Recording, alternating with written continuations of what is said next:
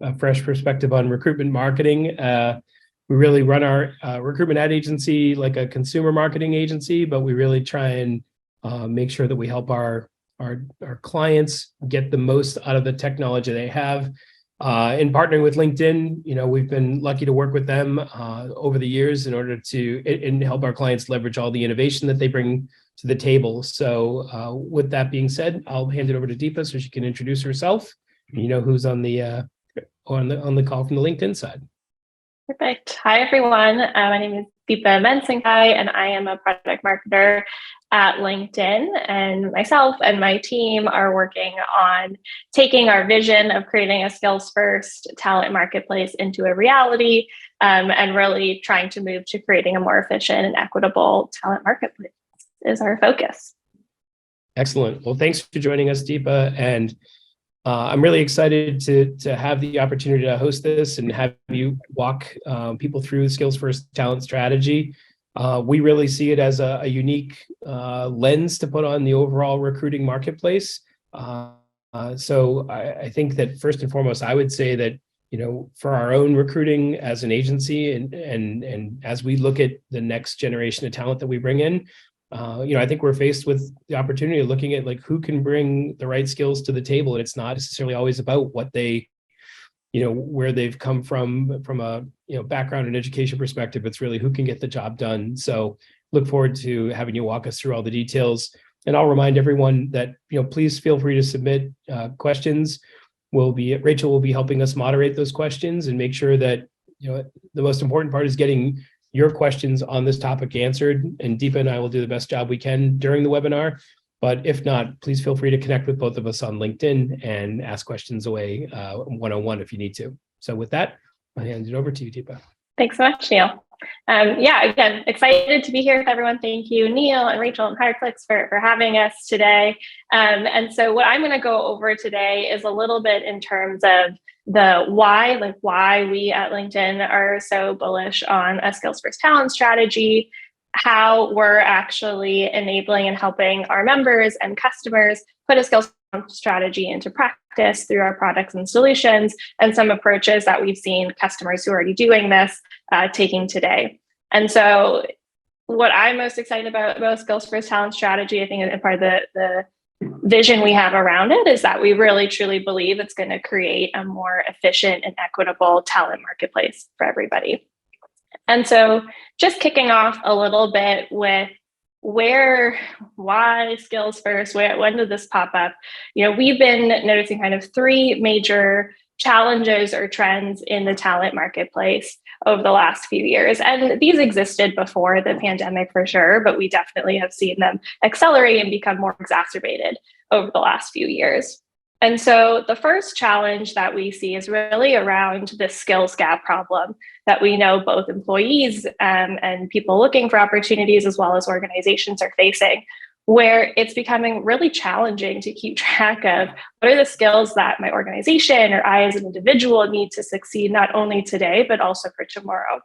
And part of what's driving this, widening skills gap is the fact that just the skills needed to do jobs is changing at such a rapid rate. And so consider that by 2025, we estimate around 50% of all employees will need reskilling. And that's not that far away. 2025 now is, 2 years away from us, even though it feels like long into the future.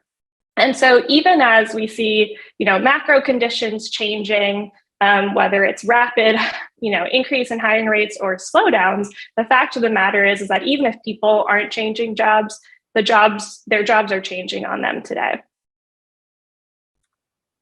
The second challenge that we've really seen in the marketplace today is related to hiring and how it's become increasingly difficult for companies to find qualified talent to do the jobs that they need to do, and the people who bring the skills to the table to do the jobs that they're hiring for.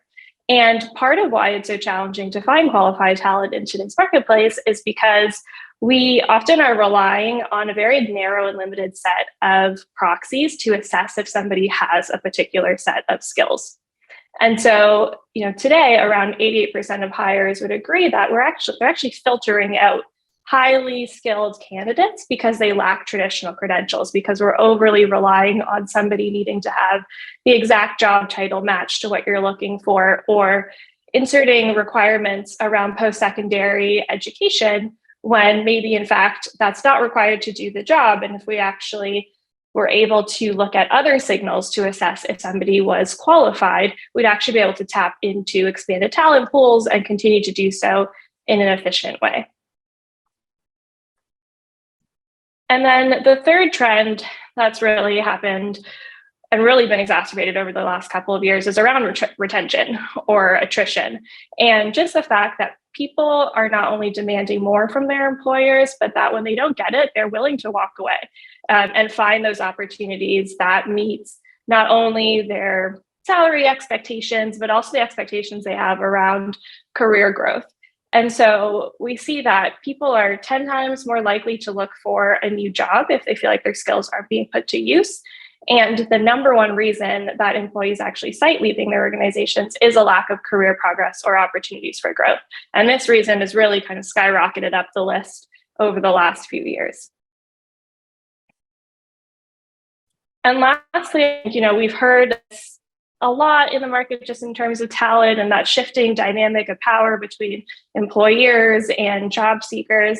And I think one thing that's notable to call out is that when we talk about how people are looking for jobs and what they value, that this trend is also here to stay, even as we see these shifting macro conditions. It's that, while compensation and benefits will always remain the top kind of criteria when people are looking for a new opportunity, we continue to see that they're, equally as important or rising in importance in terms of their priorities is really, is this company and is this job going to give me not only the flexibility I'm looking for, but is it really going to give me those opportunities to learn new skills and to actually advance in my career and achieve my career goals at this organization.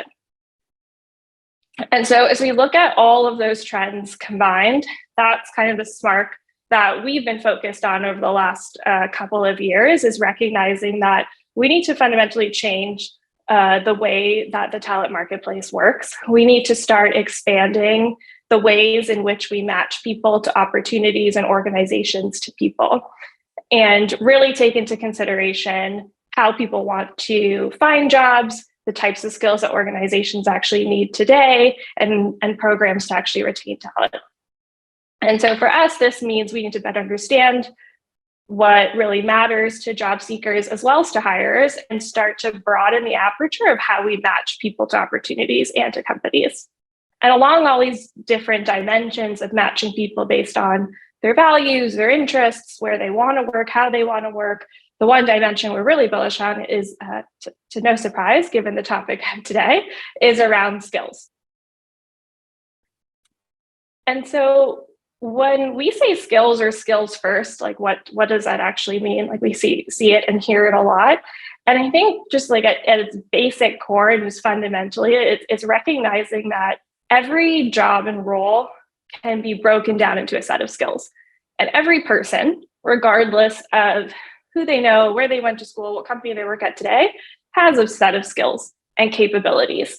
And it's really about breaking down both of those things into their core skills in terms of the jobs and the skills required to do that job, and the skills that people actually have and bring to the table. And in terms of how we think companies can start approaching or adopting a skills for talent strategy, we really think about it across three core buckets or areas. So it's about one, really understanding the skills landscape within your organization, within your industry or function. It's two, starting to create that shift of mindset to actually hire with a skills first mindset. And then three, it's really about thinking about how are you empowering your employees to achieve their career goals, to upskill and reskill to better retain them. And I'm just going to keep rolling, but Neil and Rachel, feel free if you get any questions in the chat to jump in if anyone has a question in the moment as well. Yeah, I was just going to say, Deepa, just to chime in here. It's funny when we think about some of the bigger success stories or high tech success stories, and I'm sure there's plenty in the blue collar world as well. But with people who Bill Gates, right, drops out of school and had the right skills to go and start and build a company. Not that everybody's going to turn into Bill Gates, but I think it's really like those, like, Michael Dell, like there's lots of examples of people who just had the skills and wherewithal to, build something and create something and execute on something. And that those things, wouldn't have been acceptable through like a formal resume process in the past. So yeah, definitely. Yeah. And I mean, even today we see that trend that, specifically on post-secondary education, which again, like when we say skills first, it doesn't mean that we're saying those credentials aren't important and aren't great indicators of somebody's skills or capabilities, but it's that if you're only looking at that or filtering out by education first, you're going to miss out on a great pool of people. I think like in the US today, we see on most job posts that about 75% of job posts require some sort of college or post-secondary degree, but only about 50% of the US workforce actually has one. So off the bat, you're already excluding such a large pool of people that you're assuming don't have these skills just because they don't have post-secondary education. So yeah, it's a unique trend that we're seeing. We're starting to see too in not only in different organizations, but there's been a couple of states and cities, and from a government perspective, then taking that first step to actually say, okay, for all of our government positions, we're going to take post-secondary education requirements off of our job descriptions, which is exciting to see that step happening. Yeah, I mean, I just think the notion of it is just, not everybody's life circumstances allow for, exactly high school to to college degree to whatever. Like, I mean, I think it's recognizing that, the path, the traditional path you might expect is not always available or possible for, 100 different personal reasons. And I think that it's great to broaden people's perspective on like what's possible and how to look for those skills. So definitely. And so, yeah, on the first pillar that, in terms of like, where can you start? Where do you start with something like this? An area that we're really focused on is helping organizations as well as individuals really understand the skills landscape and bringing skills data and insights within the products and workflows where your hires and hiring managers or even your employees already are today, to really surface the skills that are needed for your business to succeed as well as for them to succeed. So what are those skills that are trending today and emerging as the skills needed for tomorrow? The second thing that we're really focused on building across our products and solutions is around how do we make skills first hiring? How do we actually put that in practice? So there's a reason why organizations have put post-secondary education on job descriptions. It's a great, it's helped filter applicants out when we've assumed that a post-secondary education is equivalent to them being qualified. So if we're asking organizations now to change their approach, then we need to be able to give other ways to actually credibly assess if somebody has the skills and capabilities to do that. So how do we go about doing that within existing workflows? And how do we actually get seekers to better express the skills that they have when they're actually applying for opportunities? And then lastly, the third pillar that we really are focused on is how do we build products that really empower employees to, not only identify what their career goals might be, but also figure out, okay, how could I achieve those career goals at my current employer? What skills could I build? How could I build those skills to ultimately help drive employee retention? And so one thing to touch on before I jump into some of our specific products and solutions that address these three pillars is I just wanted to quickly talk through why we believe we're well positioned to do this today and the skills, the data and insights that really powers all of our products and solutions to make a skills first talent strategy and marketplace a reality. And so firstly, it starts from the fact that, we have a really rich set of data at LinkedIn that pulls from almost 900 million member profiles, a multitude of job postings, as well as skills that we're building within LinkedIn Learning. And all of that information really feeds into our ability to start making headways in building a global skills language. And we're doing that through our skills graph. And so in order to get organizations to shift to skills first, it's important to be able to actually speak a common language when we're breaking roles down into skills and when we're asking individuals to provide the skills that they have. And so this is really the foundational layer that powers our products and solutions. And where we've really been focused is in making sure we really understand how skills relate to each other, understanding which skills are most important to have for particular roles or for particular members, and how that list might be changing over time. And the way that we build our skills graph out is, as I mentioned, kind of pulling all this rich skills information and data from what we have on member profiles and job descriptions, doing deep verification of that skills information through both AI capabilities as well as human verification to really create this rich skills graph that then powers our products and solutions. And so the first solution area that I just wanted to touch on today kind of addresses that first pillar I mentioned in terms of really understanding your skills landscape. So if you want to put a skills first talent strategy into practice, where can you start? And it starts with understanding what are the skills that you have within your organization and what are the skills that you might need. And so with LinkedIn Talent Insights, you're able to not only evaluate the skills within your workforce, but also look at, okay, what skills are trending in my industry, in my region, my area, by certain competitors, to start to understand what skills you might need to start building towards. And then it also helps you kind of map between those to inform what we call a build or buy strategy. Should you be going out and looking to capture those skills you need by hiring new talent, or can you actually focus on building those skills and capabilities within your existing workforce?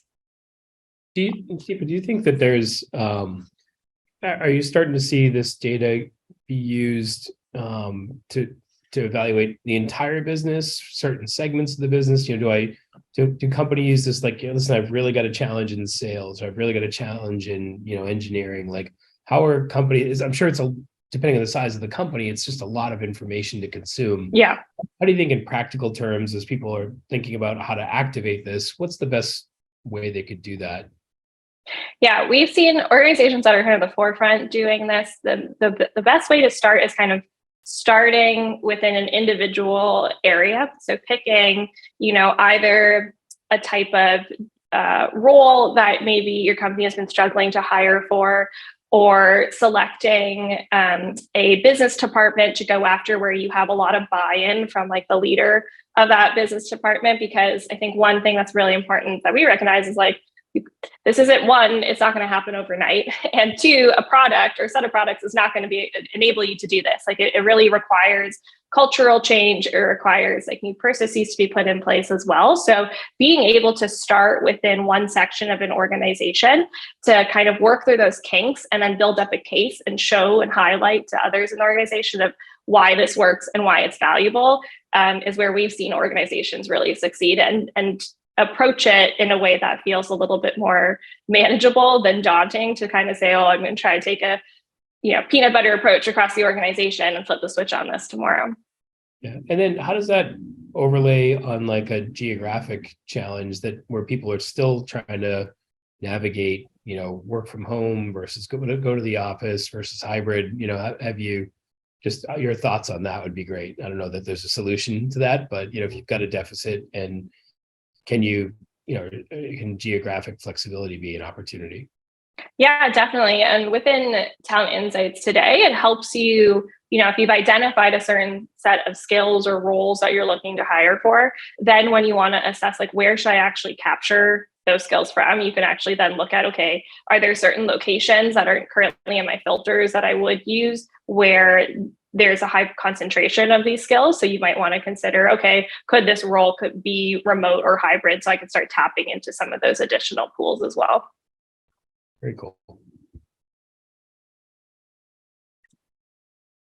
And then touching on, so it's a great place to start in terms of, okay, better understanding what skills do I need for a particular role?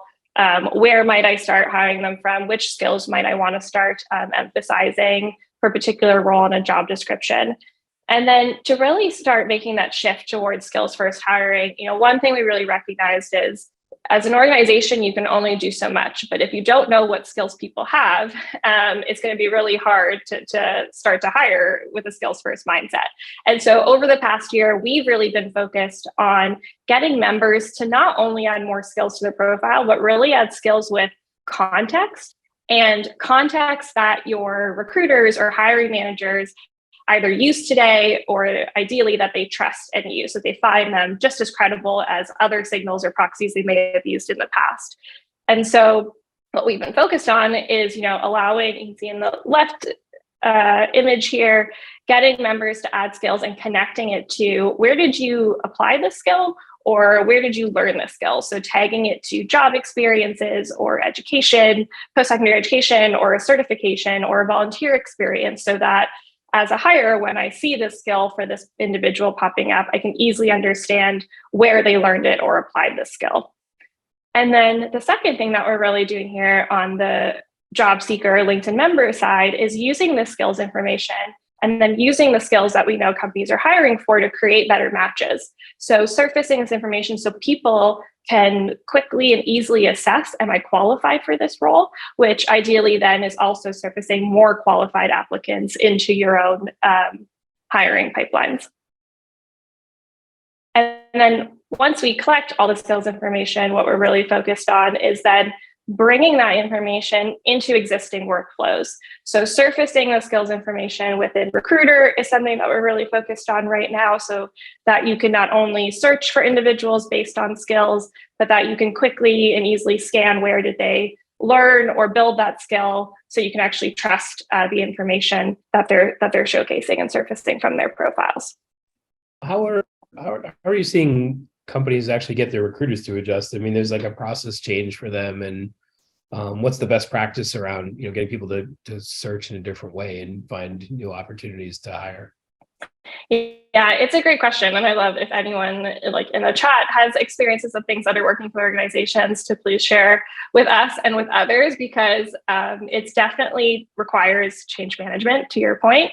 I think part of it starts with having tops down direction and buy-in within your HR, talent acquisition, leadership teams. So a lot of you on the call, if you're supportive of this, and not only sharing that it's a priority, but starting to build it into the actual processes and workflows so that it becomes easier for your recruiters to make this transition. So is it about creating requirements or actually like doing an overhaul of your job descriptions so that you're really pushing your hiring managers to rethink like, okay, is how we've written the job description today truly reflective of the skills needed to do these jobs? Are we really focused and putting must-have skills versus preferred skills in the right area to make sure that we get qualified talent? And then once you're able to do that, you can start to get more matches based on a broader set of criteria. And then I think, again, it comes down to cultural. And this is why I was saying organizations have found success is by starting by certain departments, because if you have department leaders bought in, it's going to be easier to push the hiring managers to also be bought in, to then say, okay, I'm actually going to assess this candidate who might not have the exact education or job title requirement equally as to how I assess somebody who might have these requirements. So that way your recruiters and sourcers aren't just pulling all these people, then your hiring managers aren't even starting to look at them. So really having that tops down buy-in and creating that culture shift, both within the HR and TA organization and then within the actual functions or businesses, is really important to getting people to adopt this change. Definitely.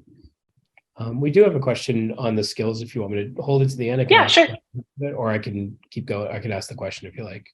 Yeah, you can ask it. So Marvin Smith has asked, hi, Marvin, how are you? How do you determine the quality of the skills that a person has? Since the skills are entered by the individual or the job seeker, how do you know that whether they're actually competent or not? Is his question. Yeah, it's a good question. And I think it's something where it's like we have to starting somewhere, and we're starting from a place of, these are self-reported skills, similarly to how somebody would write a resume as well, right? In terms of self-reported, in terms of how they're describing their experience. And so for one way we're starting to push people to give more context to increase that bar of quality is by connecting it to context. So we are seeing that when you introduce a little bit of that friction in that flow, that people typically pause and think about like, okay, do I actually have the skill if I have to tag it to a certain job experience before including it? Because to your point, like what we recognize on the profile today, we called it a junk drawer, honestly, of skills. If you think about all the skills people were tagging and we had endorsements, I always joke that like the number one endorser of my skills was my mom, which was great. I appreciate it, Mom, but don't know that you're best equipped to assess my ability to, on strategy or something like that. So it first starts with, okay, pushing them to add that context in terms of where they develop that skill. And then it's, what we've been doing is trying to introduce for certain skills is a different way to assess if somebody has them. So for some more technical skills, where certifications are really important or having that professional certification, how do we allow members to more easily add that information to their profile so that way you can more easily search for that? So do they have AWS training? Do they have certain certifications, and pulling that information onto their profile, which they can also do now. And then I think when it comes to soft skills, it's one of those things where connecting it, either pulling it from their resume or how they describe how they developed those soft skills in previous experience is really important. And so that's, again, kind of comes back to how we're trying to connect it to their job experience that they're listing on their profile as well. And then we're exploring other ways to kind of bring more qualifiers to some of those softer skills earlier in the process. So whether that's asking members to include a video or a written response to showcase certain skills before you actually pull them into the interview process as well. So there's just a couple of ways. Very cool. And then we are starting to, it's great in theory, but are we seeing people actually adopting this approach? And I think, we're starting to see more and more hires and who use our recruiter tool actually leverage the skills information in their searches. So almost half of them are leveraging those skills features in recruiters or actually including certain skills questions in screening questions. And we're seeing more and more members adding skills. I think that's what's really important here as well, is like members, have started to add skills to profile at an accelerated rate. And they're not only just adding those skills at that junk drawer, we're seeing almost half of these skills that they're adding now, they're now including that additional context to try to bring more trust and credibility to the skills information that they're self-reporting. And one additional, stat that we've recently pulled is that we've actually found that when our members add at least 10 skills on their profile, it's actually helping to reduce their median employment gap. So it's bringing down that gap in unemployment by about 1 month, and that gap shrinks even further for people who don't have post-secondary education. So we are starting to see that when they don't have post-secondary education, if they're adding at least 10 skills, it seems like hirers are taking that step to say, okay, this is another way that I can assess if this person is qualified and consider them for a particular job. Yeah, there was another question that just came in that was about a perception that 60% of this, it was an anonymous attendee that asked that 60% of their workforce is not on LinkedIn. And so there's skepticism about the quality of the skills, but even, is my audience, is the job seeker that I'm targeting on LinkedIn at all? So I don't know if you want to address like the state of the member profiles. And I know you guys have made a lot of effort to get into other non-traditional or in markets and job seekers or, profiles that were not part of the traditional LinkedIn audience. It'd be great if you could share anything you have on that.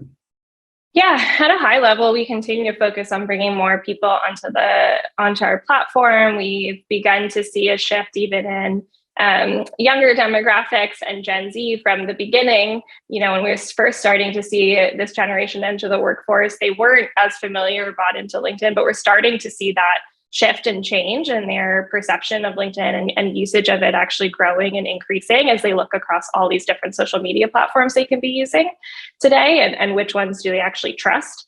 So that's been really exciting for us. And then we continue to think through, how do we bring different types of members to the platform and do it in a way where they're actually going to feel like the jobs they're looking for are also on our platform. They can search for jobs in a way that resonates with the type of job that they are looking for, whether that's like shift work, as an example, that we don't offer today in the product, but we're continuing to think through ways to improve the actual experience that meets their needs as well. And I think the other thing is that one of the other areas we've really focused on is that pools of talent that we've traditionally thought meet the requirements for jobs, sometimes we're identifying is like, actually, there's pools of talents sitting in different pockets. And so one thing during the pandemic that we really noticed was that, when we saw an uptick in openings for, say, customer service reps as a job, and if you looked at actually like the skills you need to be a customer service rep, and then you looked at the skills that, say, a cashier had, we saw like there's a 70% overlap. And so really focusing on that story for members in terms of like your skills might actually help you move into other roles beyond your current career path is something that we really focused on to also showcase to other members the value of LinkedIn and the types of jobs that you could start pivoting into. Yeah, and I can tell you from like some of our practical experience with running campaigns and job slots for clients, we're seeing a lot of progress in retail and healthcare. And I think those were categories that we traditionally, again, 5, 6, 7 years ago might not have, considered LinkedIn as a hotbed of activity. Yeah. But in both of those areas, we've seen really nice, steady progress to find candidates who are using the platform and are, converting into hires.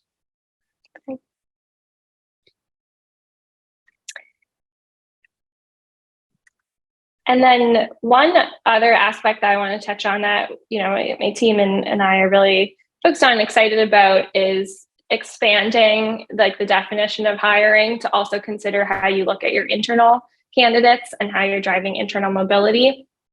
And so really thinking about when you think about a skills first hiring approach, thinking about it in terms of a skills first hiring approach to both hiring internal and external talent. And so another feature that we've launched within our recruiter tool is an internal candidate spotlight. So making it easier for recruiters to identify people inside their organization who might be interested in an opportunity just as quickly and easily as you're able to assess external candidates as well. Because at the end of the day, right now, like the matter of fact is that it's often easier for your employees to find a job outside their company than it is to find a job inside their company, which is mind-blowing. So we're really focused on how do we better enable hires, recruiters, and hiring managers to find those internal candidates, and also how do we better surface opportunities within your organization to your employees as well in the workflows they are today. And so that kind of takes me to my last pillar that I'll touch on in terms of what we're focusing on around retention and just that concept I mentioned in terms of people are leaving if they don't feel like they can achieve their career goals at their organizations, if they don't feel like their skills are being put to use. And so what we're really focused on building within our LinkedIn Learning Hub is really empowering employees with personalized learning experiences that are tailored to their career goals. And if they're not clear what their career goals are, because one thing that employees top ask that they have of their employers is to give them guidance, is allowing you and enabling you to provide that guidance within the workflows they are as well. So we've been introducing features that will help companies guide some of those career pathing. So role guides, showcasing what types of roles they could pivot to within your organization, really customizing the learning experience to their career goal and actually asking them what their career goals are so that we can do that. And then, as I mentioned, surfacing these internal opportunities within the learning platforms that they may be eligible for based on their career goals or based on their skills. And so I think a question we've heard too is like, okay, if you spend all this time investing in these employees, showing them a world of opportunities of where they could go in terms of the career path, are they just going to leave my organization? And the fact is no, in terms of what we hear and see in our data is that 73% of employees would actually say they would stay longer at an organization if there are more skill building opportunities.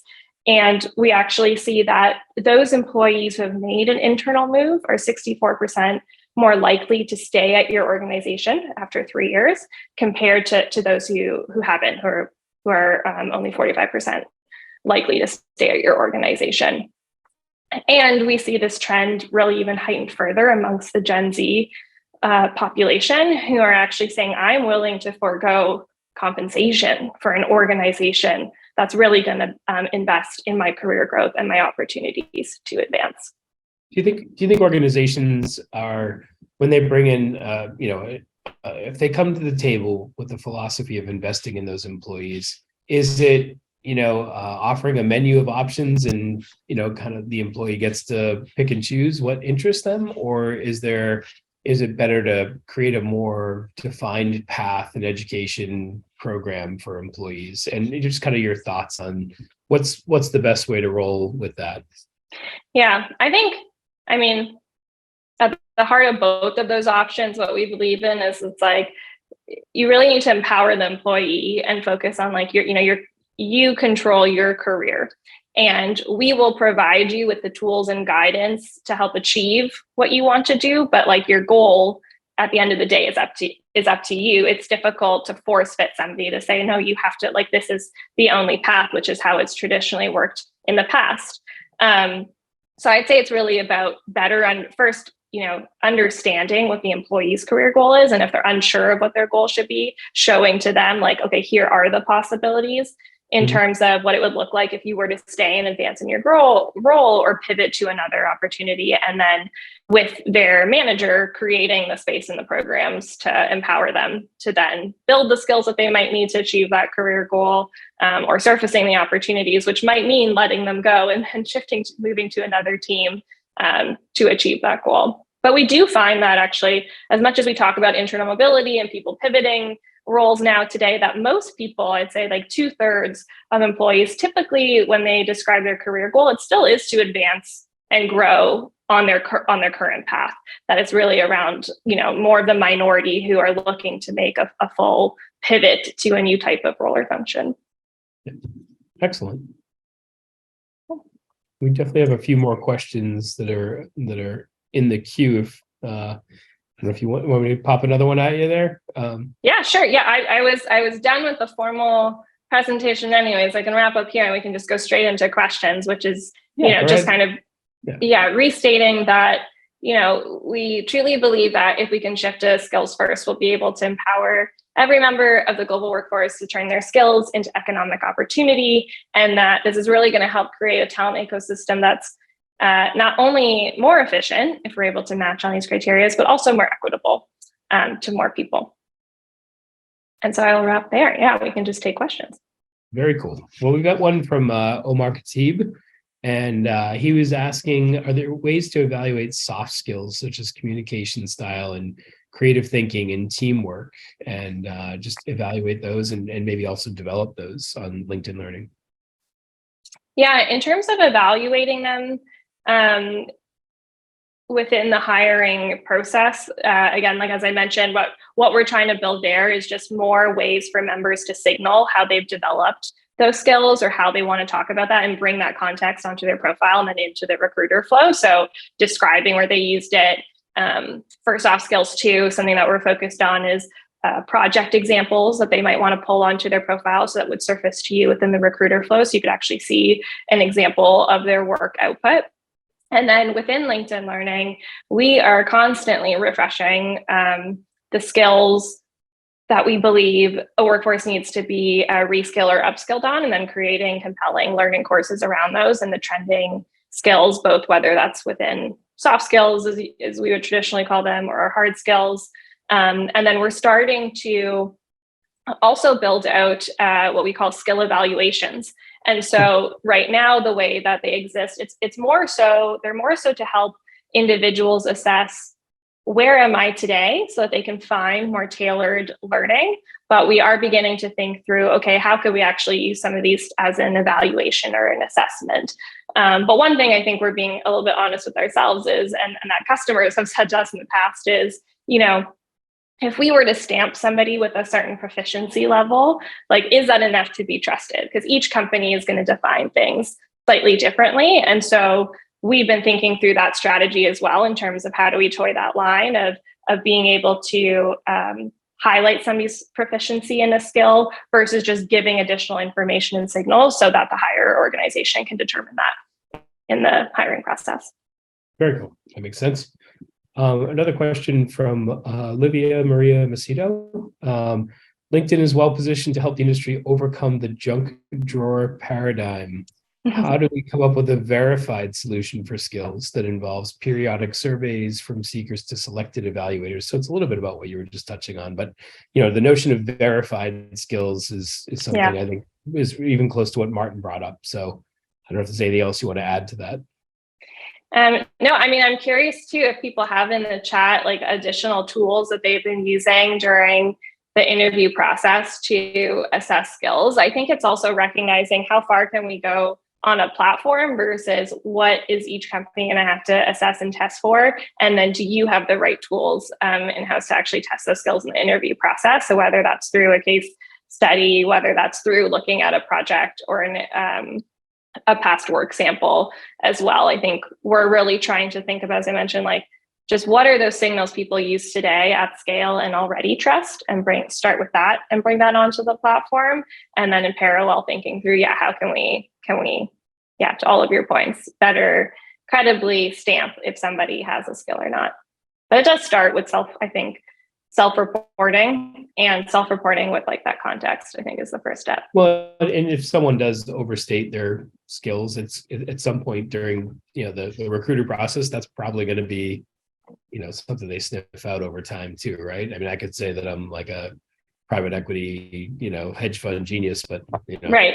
It doesn't work when you start asking me the first couple of questions. So I'm exactly. not.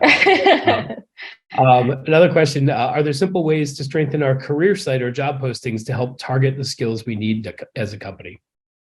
Yeah, I'd say on the career site, on career pages, one thing that we've introduced is this concept of commitments that we're really excited about. So going back to kind of beyond that skills angle, but the fact that people have different values and preferences, and that's how they're filtering and searching for companies today. So we're making it easier with commitments for you as an organization to showcase what your organization is committed to.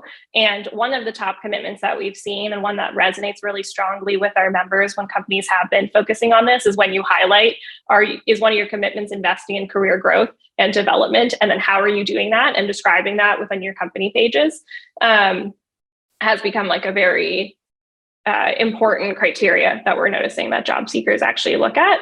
And then I would say for skills specifically, when it comes to job descriptions, as I mentioned, some of the successes we've seen some organizations have is really taking that time to think through, is my job description reflective truly of the skills that are needed to do this job on day one, versus the skills, including the skills that are preferred, where maybe you don't have those, but we could coach you or teach you when you come on to the job, and really pushing to have those conversations with your hiring managers. And then once you have those, really making them explicit on the job description. And once we have that information, it makes it a lot easier for us to create some of those matches for you and find qualified applicants. Yeah, I mean, I think that in our own experience and growing the agency, like we've tried to find talented people who will work hard, and we feel like we can bring a lot of bring the process of developing skills to them and create an environment where they can be successful. So I think it's one thing to have a skill, it's another thing to be able to apply it in the right environment. And I think that's a bit of a trade-off, going back to your buy versus develop kind of a talent approach. So it's certainly been a good thing for us to think about skills first, just on the HireClix side. Yeah, definitely. We have another question too. What is the first step to begin shifting to a skills first talent strategy? Like if someone's walking away, the what can I do tomorrow? What's the first thing that they could possibly do to get this rolling? That is a great question. I think it starts with kind of describing, based on this, like what does that mean for you and your organization? And then once you kind of articulated, okay, this is what it means. This is the top priority that we're trying to solve for when we say we want to shift to a skills first organization. And I think that could be different things for different companies right now, depending on the industry you're in, the location you're in, based on the macro environment. So really getting clear about what's the objective and what you're trying to solve for with moving to skills first. And then really where we've seen the biggest success is that tops down alignment. So do you have the buy-in, not only within HR, but as I mentioned, within like the other business departments, and picking maybe one where you have a vocal partner, perhaps where they're struggling to hire or they're seeing high attrition rates. And then kind of taking this approach, these kind of 3 steps approach within that specific function or department. But I think really just starting with what is the objective? What problem are we trying to solve in the near term? And then the only, as I know, caveat it all, as I mentioned, with the fact that this is a long journey, and we recognize that the talent marketplace is the way it is today because of many years that have shaped it to be the way that it is. And so it's going to take time across companies and people to create that shift. And as I mentioned, it won't be a single product, right? It really comes down to that culture shift and process as well. So recognizing that it'll be a bit of a longer journey, but the first step would be, I would say, the objectives, that executive buy-in and leadership, and then finding a specific area that you want to start with first. Awesome. Thank you very much. I think that's all the questions that we have. Any parting thoughts? No, I'm just, again, thank you so much for having me. And I know even through this process, it's been great to hear how you all have approached it at HireClix, and hopefully there's been some sharing in the chat amongst organizations. I think, one thing we also just hear is that people want to hear more about how other organizations are doing it. And so we're also focused on elevating some of those stories. And so just always open to feedback. And as you mentioned, Neil, too, like if anyone here, feel free to reach out on LinkedIn. Would love to hear how you all are approaching it or challenges that you're facing as well. Yeah, well, we appreciate you having you, present and learn more about what LinkedIn's doing in the marketplace and how some of the philosophy is shifting, and really appreciate all of the insights. And I think for our, from our perspective as an advertising agency, we're really trying to make sure that we leverage every, signal of information that's coming from job seekers, so we can help, target our clients' jobs and their employer brand to those job seekers. And that's on LinkedIn, that's on, consumer channels. But once we know that a certain set of skills emerge for a certain client's needs, then that becomes another opportunity for us to think a little bit differently, how we source, how we advertise, and, how we really try and, fill the jobs in the end. That's what we're all here to help our clients do, our mutual clients to do. So thank you so much, Deepa. Thank you, Neil. All right. Thank you, everyone, for attending. And as Rachel mentioned, there'll be a recording of this webinar available, and we'll send you a link as a follow-up, and talk to you all soon. See you next time around.